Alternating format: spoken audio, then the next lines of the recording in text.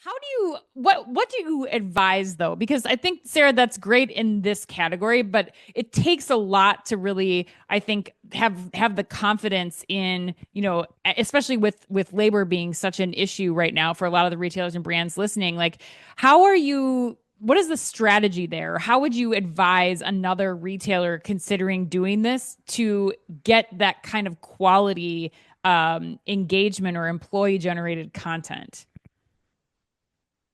I think honestly, you're starting with a very simple survey of who works for you and who wants to share the story of a product they love. It's like so basic, right? It's like, and you don't even realize, oh, wow, I didn't realize Tom, my brother in law, loves the Me and My Curls mousse and he uses the charcoal bar. That guy's never been on camera. He's always, and now he's like, he has a viral following. People love him because he's literally like, he made a video once where he was like, I'd recommend this to anyone with hair. And it was like, okay, thank you, Tom. Thank you Right. very much.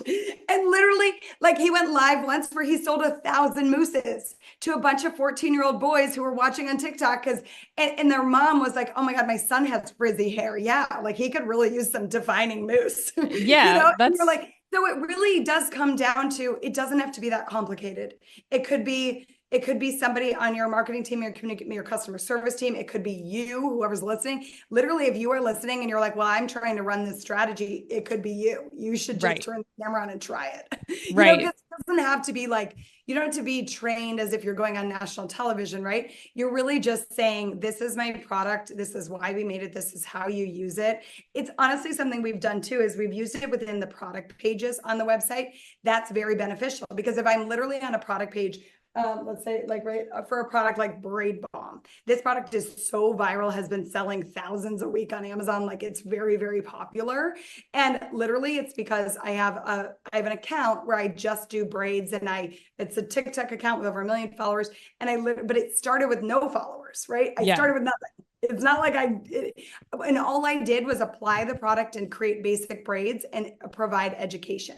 So whatever product you make, whatever thing you sell, it doesn't matter what it is. I just need to know, how does it work? How do I use it? When do I use it? And why would I buy it? Right. So if you're watching and you sell anything, like we're talking about like a camera at Best Buy, you sell any product, it doesn't matter what the product is. I just need to be educated. I'm on your product page. I want to know how to use it. Does this work for me? And then maybe I'll try it. And the other thing I'll say is you talked about retail, in-store Hmm. experiences. We've actually brought our video commerce in stores. So we Explain actually that. How did are this you in a doing that? department store. We provided iPads for every store and we put it on the retail display. And that is a Interesting. phenomenal way to take your user-generated content, employee content, founder content, and show a video experience in store. It's actually very successful. And I would love like a partnership with Target. That would be a phenomenal way on an end cap. Bring in a video. This video is so popular. I mean, we are talking hundreds of millions of views on TikTok per month on our Right. products. Wow. So if somebody is watching these videos on the Braid Balm and then I'm walking through my Target store, if I walked in and I saw an end cap and I was like, oh, wait, that's that brand that keeps popping up on my feed, or I've been on their website, I've watched their founder, and you're just buying your groceries and you're buying your stuff, right? You're buying everything. You walk by that, you stop and you see the video. That experience is possible to bring in store too. Yeah, Sarah, you've given such incredible examples just now, and you're so charismatic. I want to buy pretty much anything that you're selling me.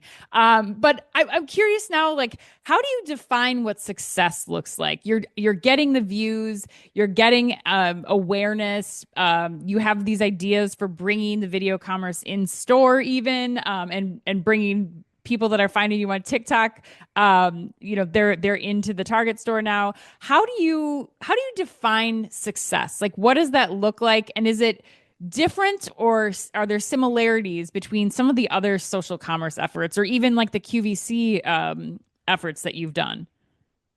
So I would define it in two ways. One being somebody, anybody, any customer that we've changed their own experience and we've given them the confidence to do their own hair.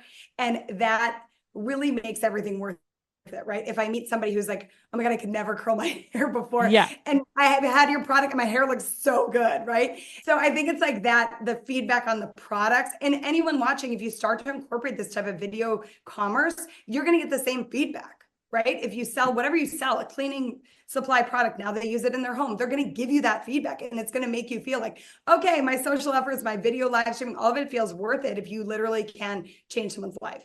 Nice. So that's one. The second I will say is data. It's analytics. Okay.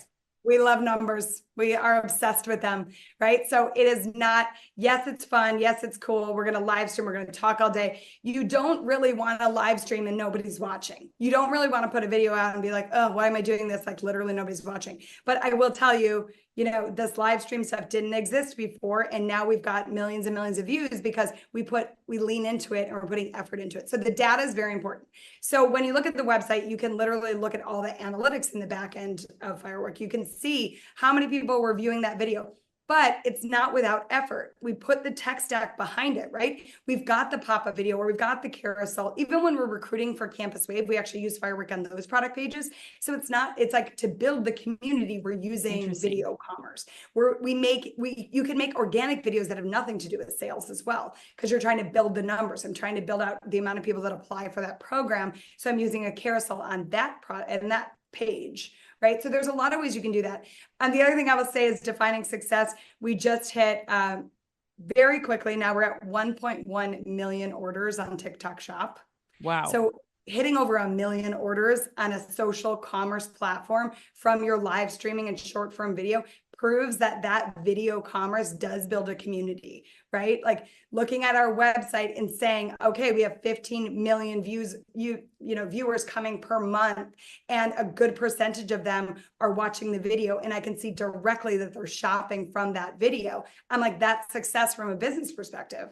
I know my conversion rate is higher when I send a text that goes to a live stream, because they get their questions answered faster, and they're going to shop. And then when you see the increase in sales, or like you were saying, your target is sold out of the product, it's like that success that I know is built from this like omni-channel approach of education-based content.